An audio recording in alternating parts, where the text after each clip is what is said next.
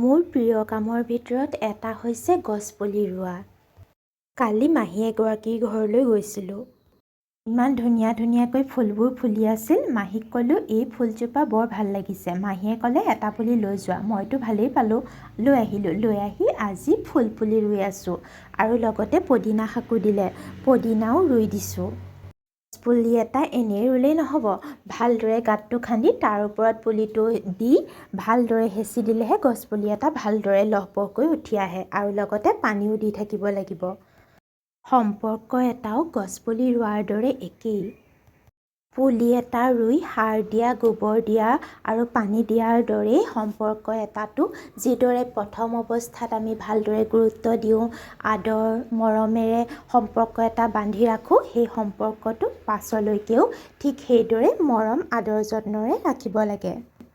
তেতিয়াহে যিকোনো সম্পৰ্ক এটা আজীৱন মধুৰ হৈ থাকিব। ভিডিঅ'টি চোৱাৰ বাবে ধন্যবাদ।